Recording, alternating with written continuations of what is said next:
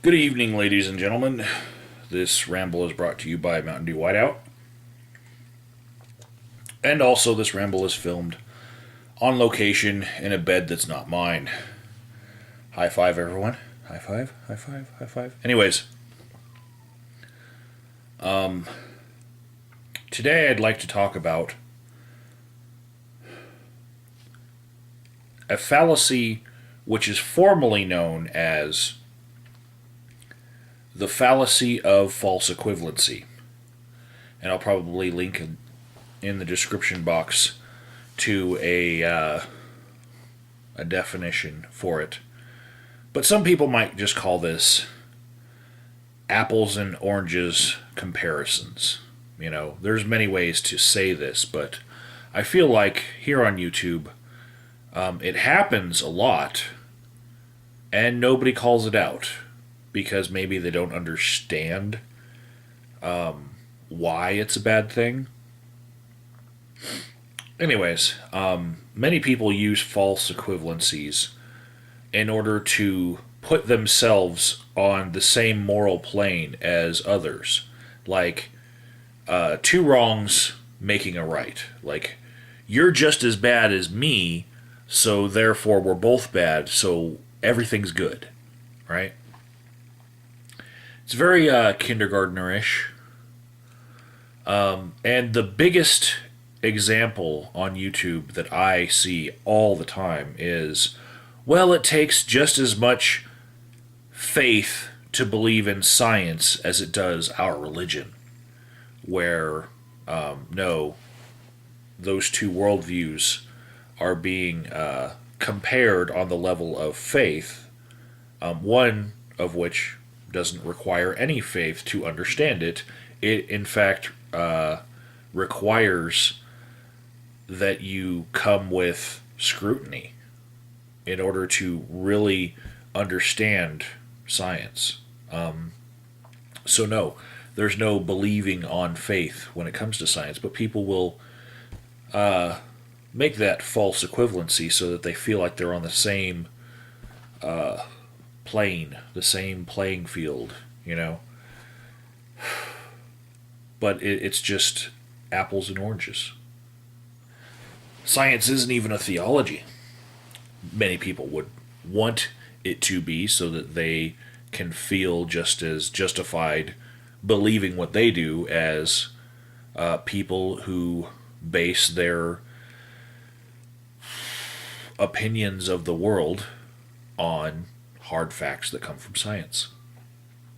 But recently, I had another example of the false equivalency placed upon me in order to call me a bigot and a hypocrite. And this was in a video by the inventor Gorilla on his Disposable Gorilla channel. And it's in a 20-minute video. You might check it out if you want. I'll link that as well in the description box. But in it, he says that because I'm intolerant of intolerance and bigoted against bigotry, I am just as bad as all of the people that I would call out. I have become what I hate, and I'm a bad, hypocritical person. Just like everybody else. So everybody else's hatred is just as valid a position to hold in society as my dislike of their hatred. Now, many people's belief systems in the world don't involve hating other people or hating what's different. You know, some people are a bit more inclusive, even in the midst of some of the texts from their basic religion being less inclusive than they are.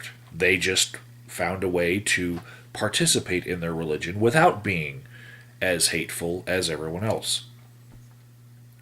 And it's those people who, either through twisting their own scriptures or taking them literally, that I don't really like.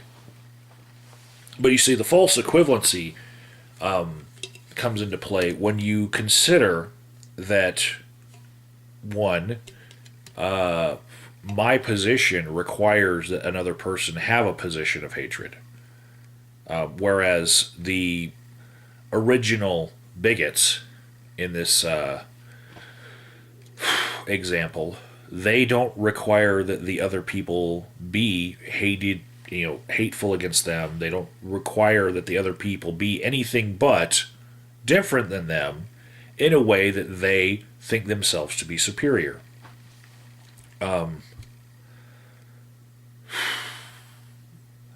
I also will bring up the difference, the second difference here, that I don't believe myself to be immutably superior to somebody else.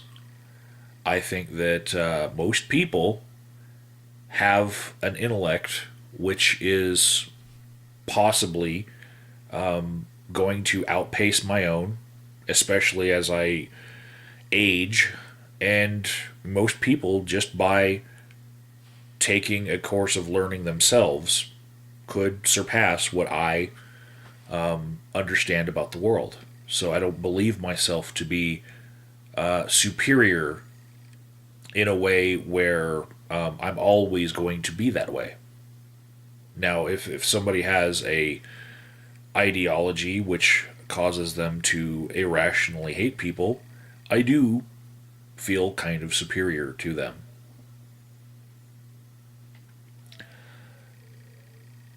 But it's not something that can't be remedied. Whereas most of the bigots that I would be angry with and despising and chastising here on YouTube, they have more concrete positions for their hatred. It does not look like they will change. Some of them could, but I don't think that they would be ready for the idea that their opposition might come up with a compromise solution whereby the opposition actually comes out ahead of them. Most of the bigotry in the world, I feel, is an attempt to maintain a status of superiority for your own ideology. Okay, and the third aspect of why this is an apples to oranges comparison between my dislike of bigots and bigots' dislike of people not like them. The third aspect is the net benefit to the world. If I am able to educate some bigots as to why they should not be so hateful towards others, or if I'm just able to shame them, it might stymie their efforts and bring less hatred and suffering into the world. Whereas the original bigots in this example, they do nothing but bring hatred into the world by their actions, and they don't seek to educate those that they feel superior towards, other than to tell them how much they are worthless and need to leave their lands and need to quit doing what they're doing, or else they're going to burn in hell because their God said so. Whatever the case is. So there's three different reasons why this is a false equivalency. And hopefully in explaining this in a long form, others might recognize this fallacy when it's brought out. And I don't mean for people to use it as something that would be even more divisive. Just recognize that somebody who is losing ground will throw this out. They will do so in a way that tries to be ostensibly inclusive whilst taking the carrion from the mouths of the superior position. And in this video, I am stating clearly that the superior position is to not be hateful. So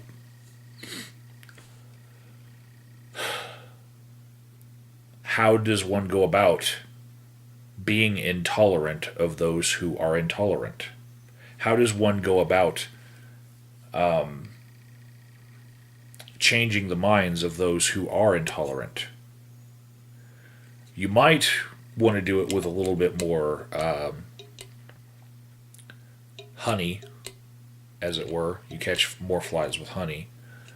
But to say that the best position to have would be to not react to the hatred of the world and leave those people be who have hateful ideologies. That's the best position to have. Well, to that I would just say, wise man once said, all it takes for evil to succeed in the world is for good men to do nothing. So, you see something that's wrong, you either act to correct it, or you allow it to continue. Which are you going to choose? Inventor Gorilla's criticism of me would have me not being the actor who is changing things. Inventor Gorilla would have me allow these people to continue on with their hatred.